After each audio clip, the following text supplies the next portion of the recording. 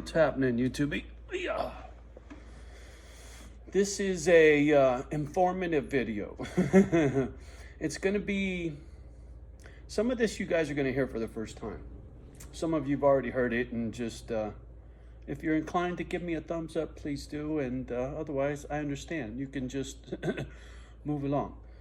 But somebody, I don't know who it is, has been looking at all my mobile home park videos and my beef with the mobile home park and Keith Management LLC.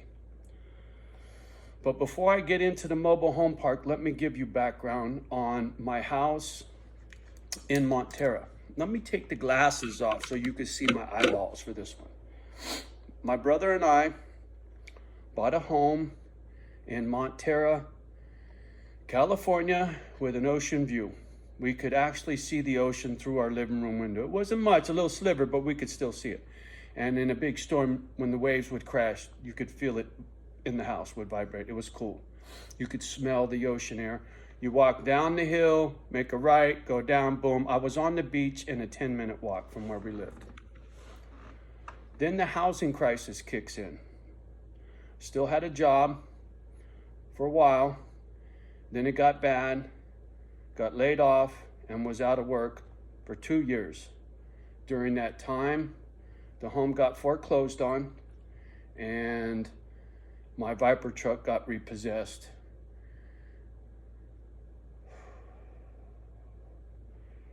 While I was out of work for those 2 years, I lived with Dave Dog. It's my best friend who owns One Shot Tattoo in San Francisco, which is right up the coast from Montara. Dave actually stayed with me in my house for a little while in Montara when he was going through some stuff, right? So we're tight like that.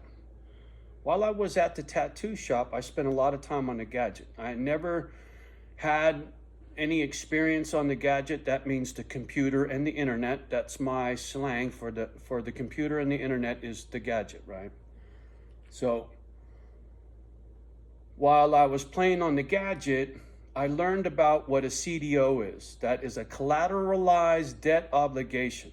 That is an investment tool that hedge funds used and crashed the stock market with it and almost caused a complete collapse of the financial industry. And they bailed out Lehman in order to keep us from going into a Great Depression, according to our government.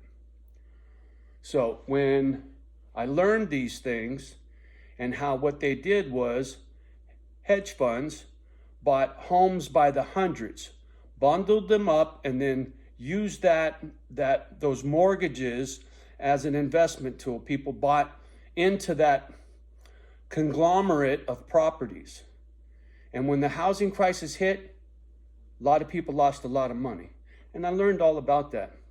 And if this little synopsis isn't good enough for you and you need more details in regards to my gray matter on this subject, please just leave a question at the bottom. What about this, Johnny? What about that? So anyway, I lost the home, managed to get back to work, back on my feet, managed to keep working until my body gave out. Lung collapsed twice, spine fusion knees, accumulation of a lifetime of chasing a paycheck, right? So forced out on a workman's comp claim 3 years early. It was horrible, absolutely horrible, man. I can't even begin to tell you how bad that was. Climbed into a bottle of Jameson and a 12-pack of Heineken and turned myself into an alcoholic. And during that time, between the drinking and my anger, I lost my relationships with my brother and my daughter. So that's a real sour subject for me, right?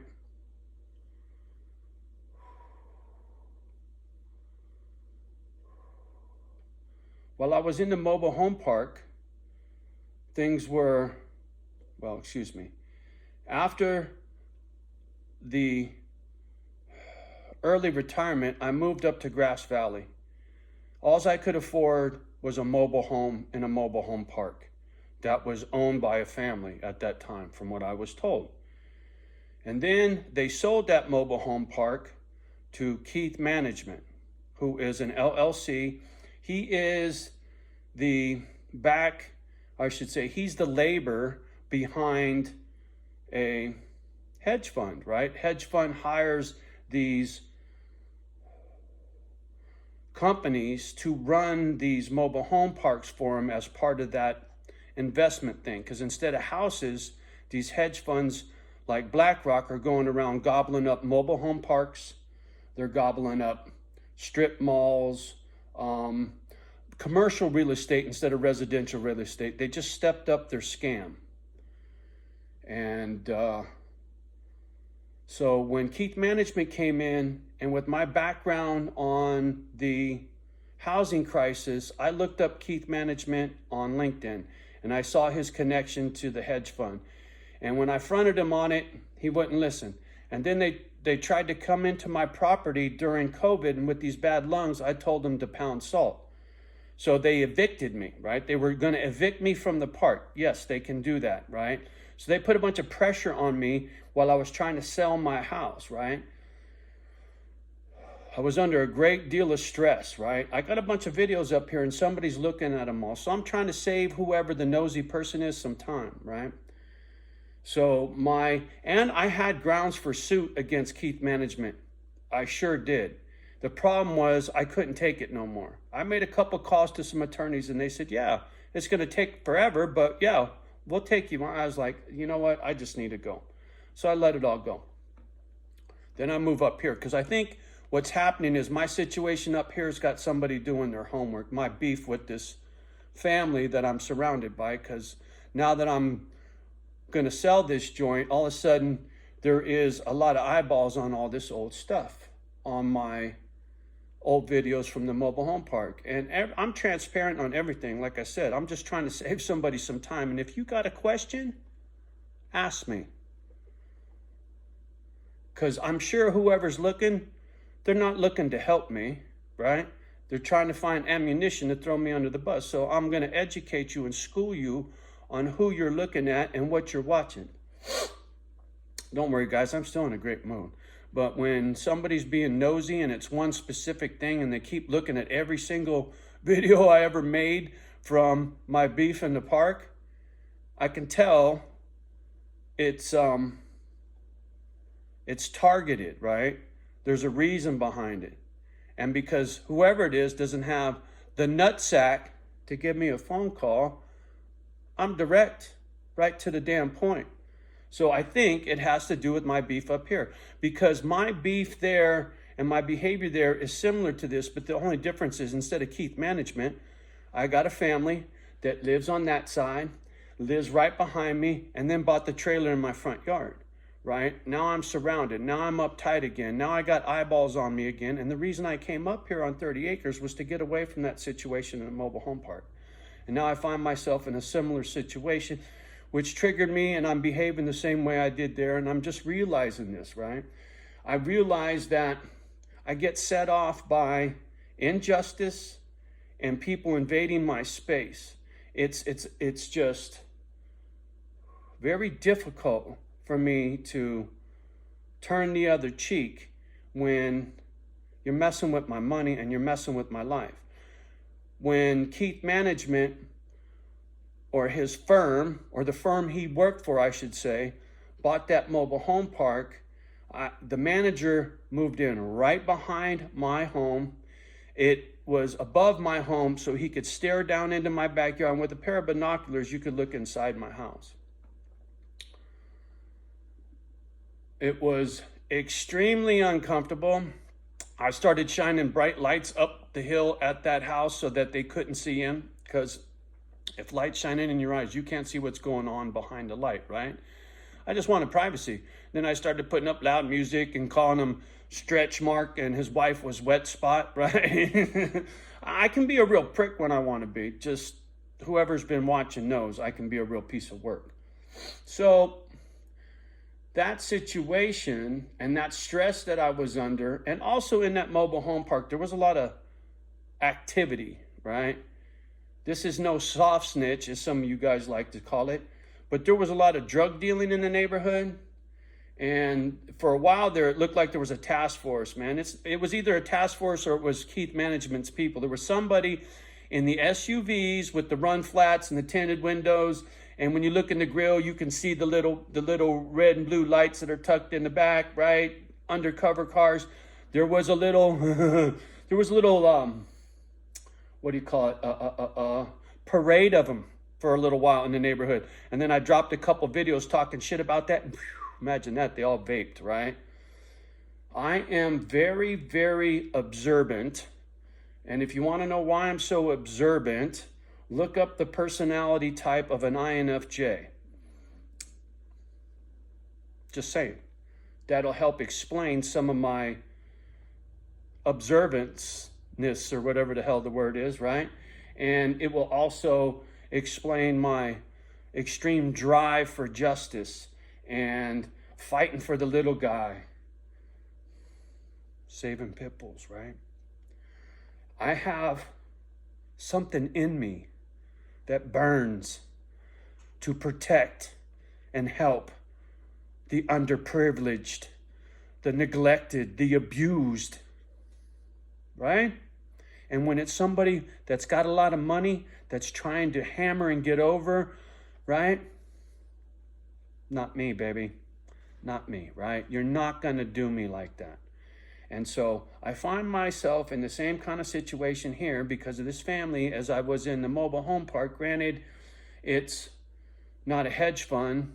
It's a family of 100, right? From what I was told in this little podunk town. A family that one individual has been in the planning commission, runs the planning commission for 30 years. The other one is in the tax collector's department. So clearly, I'm in over my head. That's why I'm moving. I can't live under this pressure, right? So whoever's poking around, there's a little background. Like I said, you want to have a conversation, call me. Knock on my door. I don't care. I got nothing to hide from anybody.